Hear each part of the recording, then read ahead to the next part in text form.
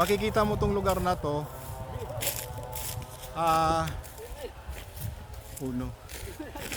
Ayan guys, muli kami nagbabalik guys. Galing kami doon sa bahay. Layo pa di ay. Napag-usapan Ay na. te, malagi ka na tos balay. Pupuntahan namin yung napagkwentuhan naming haunted house ngayon. So binabaybay namin to ngayon daan. Partner. Hello po. Ayan no. Dapat lang kwante. Ilang nap ba magbo-vlog grabe. Nahan no. Mga giyon ali dito. Ali lang. Ay, Samahan mo kami. ali bibi. Lika. Vlog. Oh, mag-vlog lang. So, mayroon kaming tour guide ayon, naka number 24 si Randy, pinsan ng girlfriend ko, and then eto. Ano pangalan mo? Si Paul. Okay. Taga dito talaga siya. Then yun yung nanay niya. Hello. Okay, so halika Paul. Paul, magdamit ka Paul.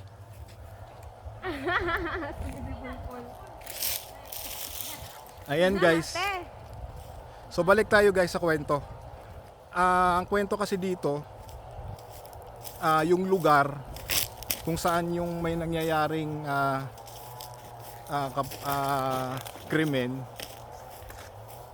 Kasi ang kwento doon, yung babae pinatay nung asawa niya. Tapos until now, hindi na nakita yung bangkay ng babae. Tapos yung babae nagpaparamdam doon sa lugar na yon. Kaya yung mga nakatira doon umalis. Iniwan doon yung mga bahay nila doon kasi nga yung namatay nagpaparamdam daw lagi. May umiiyak, may kumakanta. So, Oh. ganun yung Yan ang balay. Ana? Mo na lang? Pal-pal? Dili. Ah. So ganun yun ganun ang kwento. So hindi alam kung saan inilibing yung babae. So wala kami ibang pakay dito, magbablog lang talaga kami. So nagbe-base lang ako sa kwento dito sa mga kamag-anakan ng girlfriend ko. Yun yung kwento nila. So parang nai-excite ako na puntahan. Parang gusto kong samantalahan na din kasi nandito na din ako. So dito kami ngayon dumadaan sa Niyugan. Kung makita nyo dito wala talagang bahay. Ayan. Lawak ng lupa. Ayan lang, may bahay lang dyan sa kabila. Paul, doon ka sa unahan Paul. Para makita ka Paul. Ayan, dalawa yung kasama namin, isang bata. Saka yung isang, pinsan mo rin to? Oo. Oo, dalawang pinsan ng asawa ko, girlfriend pa lang pala. Pero maging future wife na rin. So ayan. Dito kami dadaan. Oh no.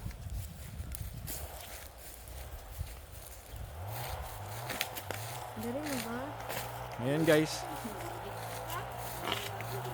Ay, magdagan ha. Paul. Ay, biyae. Ito na yon. Ano na ba? Unahan pa. So ayan guys. Okay. So ayan.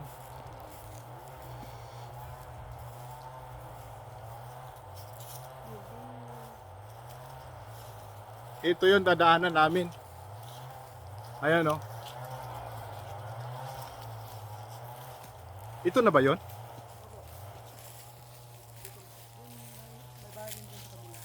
Ano ba itong bahay na to? Ito? Ha? Iniwanan din. So, Malalaki yung mga bahay dito. ito yung bahay na sinasabi na iniwanan. Kat mayroon ko yung balay ito. Wait lang ha. Tiles. Dito na po yun. Ito na yung kulot. RG. So guys, ito yung kwento nila guys. Dinaanan namin tong area na ito na mayroon daw mga bahay na iniwanan. So, ayan, ito yung pinakaunang bahay na bungad na dinaanan namin ngayon. Na wala nang nakatira. So, tuloy lang kami. Kita nyo naman, gubat talaga siya. Maraming puno.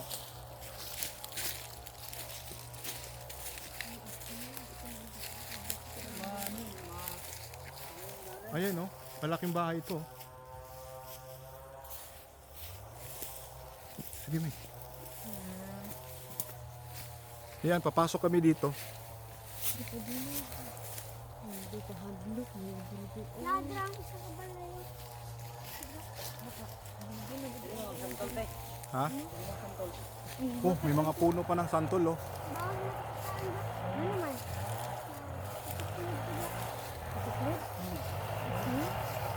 Tabi-tabi po, magbablog lang po kami. Wala kami ibang pakay, kundi mag-vlog lang po. Ano yung bahay na yun, Randy? Iwanan sir. Ayun, iniwanan din yun. Maraming bahay na iniwanan dito. So, nakita niyo yung bahay na iniwanan din. Yung mga bahay na yun, yan, ganyan. Wala yung tao. Wala na nakatira dyan. Wala, sayang yung malaking bahay dito. Ah, okay. Yan, yung kabila. Ito, wala na rin nakatira dyan. Doon sa bahay, katong bata pa ako, nandun kami nagtulugan. Oh. Mayroong Sige.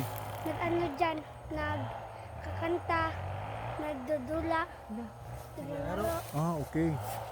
Pero walang tao. ano sila? Dyan sa bahay na yan? Oh, mayroong nag-iiyak, pinuntahan ng lola ko. Pagtingin niya doon sa bahay, walang tao. Tapos bumalik siya. Tapos, ang sabi ng mama ko, hala, mayroong umiiyak kailang, sa kapitbahay natin. Pinuntahan ng lola ko.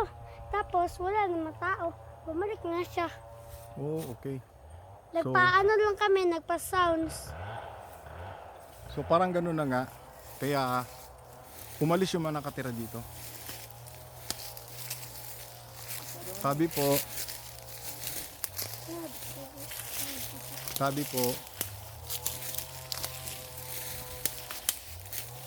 malakasan na lang to ng loob.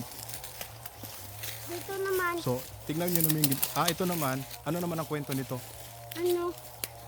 nagpupunta kami ng lola ko dyan. Oh, Tapos mayroon kami nakitang malaking iring. yung pusa. Malaki. Tapos ang itim. Okay. Tapos ang pula ng mata. So, itong bahay na to, inabandon na rin yan. Oo, lahat. Lahat yan. Tandaan niya. Lahat yan. Ano? Mayroon ano dito, mga prutas. Marami palang prutas dito. Oo. Mayroon kwan dyan. Na, kasi yung bahay na yun, mayroong baril. Okay. Nakapuyo ng bahay dyan. Pero sinong may-ari ng lupa na to? Na, Oo, inabandon nga talaga. Ganda na yun. Walang tao. Wala nang nakatira talaga. Wala na. Ito yung bahay na to. oo.